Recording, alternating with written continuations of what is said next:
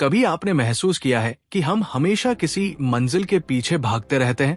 जब ये काम पूरा होगा तब मैं खुश रहूंगा, जब वो लक्ष्य हासिल होगा तब मैं सुकून पाऊंगा। पर क्या कभी सोचा है, उस मंजिल तक पहुंचने की जल्दी में हम सफर का मजा खो देते हैं? दोस्तों, आज हम बात करेंगे थॉमस एम स्टर्नर की किताब द प्रैक्टिसिंग माइंड की। एक ऐसी किताब जो हमें सिखाती है कि शांति, धैर्य और सफलता सब अभ्यास में छिपे हैं। जब हम कुछ सीखते हैं, चाहे वो संगीत हो, खेल हो या कोई नई स्किल, हमारा ध्यान सिर्फ नतीजे पर होता है। हम सोचते हैं कब मैं परफेक्ट बनूंगा, लेकिन स्टर्नर कहते हैं practice is not a means to an end, practice is the end. यानी अभ्यास मंजिल तक पहुंचने का साधन नहीं, वो खुद मंजिल है।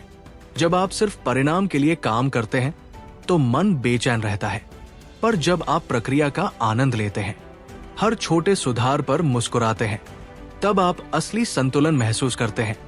सफलता धीरे धीरे बनती है। हर कोशिश, हर गलती और हर सुधार उसका हिस्सा है। हमारा मन हमेशा जल्दी में रहता है। वो कहता है चलो जल्दी करो, अगला कदम क्या है?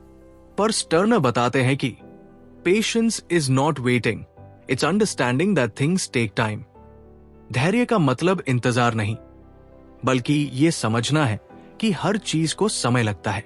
जब एक बीज को पेड़ बनने में वक्त चाहिए, तो हमें अपनी प्रगति में भी उतना ही धैर्य रखना चाहिए।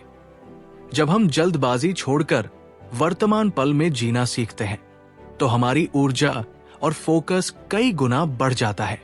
यहीं से माइंडफुलनेस शुरू होती है, वर्तमान में रहना पूरी तरह से। स्टर्नर कहते हैं the mind is a tool, learn to use it, don't let it use you.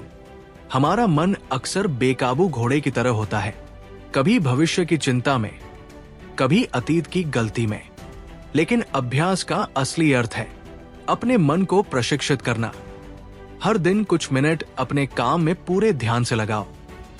कोई मोबाइल नहीं, कोई तुलना नहीं, बस तुम और तुम्हारा काम। धीरे धीरे मन शांत होना शुरू होता है, फोकस बढ़ता है और आत्मनियंत्रण विकसित होता है।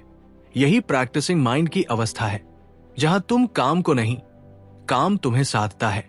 जब हम कुछ सीखते हैं तो गलती होना स्वाभाविक है, पर हमारी सोच कहती है मैं फेल हो गया।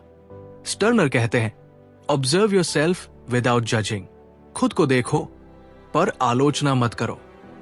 हर गलती एक दर्पण है जो हमें सुधार दिखाती है। अगर हम खुद पर गुस्सा करने की बजाय गलती को एक शिक्षक मान ले, तो हर अनुभव विकास का मौका बन जाता है। यही वो दृष्टिकोण है जो कलाकारों, एथलीट्स और साधकों में समान होता है।